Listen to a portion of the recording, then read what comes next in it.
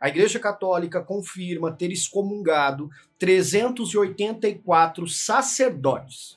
Não é um, não é dois, são 384 em 2 anos apenas, por abuso sexual contra crianças. Isso daqui está na mídia, é só vocês pesquisarem.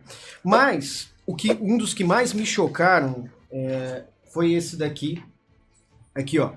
Freiras francesas usavam crucifixos para estuprar crianças. Esse foi um relatório produzido pela própria igreja. O CIASE, que foi uma comissão independente sobre abuso sexual na Igreja Católica, elaborou um relatório quando essas denúncias começaram a ser produzidas. Esse relatório está na internet, tem em francês, já foi traduzido para o inglês, ainda não está traduzido para o português, mas ele é um calhamaço, vale a pena ter acesso. Esse relatório do CIASE identificou mais de 300 mil casos de abuso sexual que foram detalhados entre 1950 e 2020 dentro da instituição religiosa na França. Dentro da instituição. Isso chocou o mundo, saiu na televisão, saiu nos jornais. E esses relatos, eles expunham uma crueldade e uma violência no estupro das crianças como essa, usando instrumentos da fé cristã que são sagrados, né? O crucifixo é um deles. É coisa do demônio, não é possível. É. E uma das vítimas, ela tinha um codinome de Mary, ela disse ter sido abusada por uma freira aos 11 anos. Isso dentro da igreja? Dentro da igreja. E ela relatou o caso aos pais. O que ela diz é que eles se recusaram a acreditar nela, na Mary, na filha, na própria filha, porque na cabeça deles era impossível que uma freira pudesse fazer tal coisa. Nossa, realmente é de duvidar. Não, eu sei. A mesma coisa, e aqui não é uma fala para os católicos, a mesma coisa um pastor. Porque a igreja é esse ambiente da segurança, onde as pessoas procuram conforto para a alma, para os problemas, e elas jamais vão imaginar que na figura de um pastor, de um padre, de uma freira, ou de um sacerdote kardecista, umbandista, elas vão encontrar o oposto. O que aconteceu com aquele... João de Deus. O João de Deus, né? Como chocou as pessoas, mundo. porque jamais vai se esperar isso de um líder religioso. É verdade.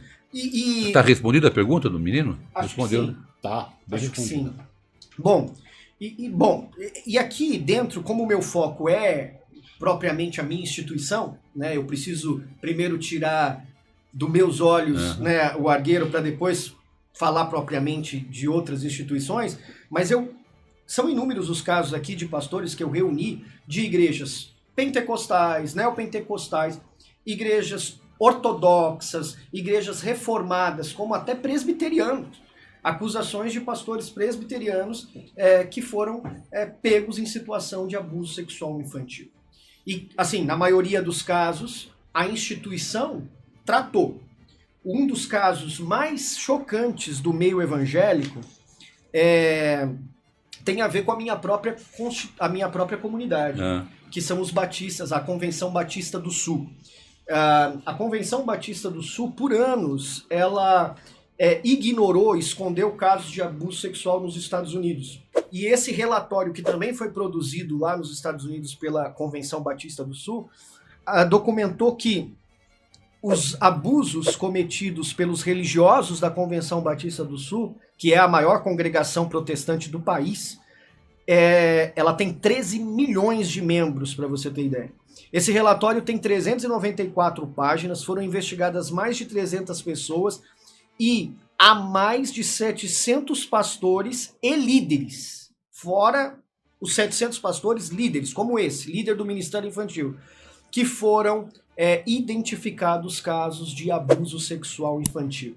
E as pessoas, nesse caso aí das Batistas do Sul, o que é mais grave é que quando elas chegavam para denunciar, elas eram silenciadas.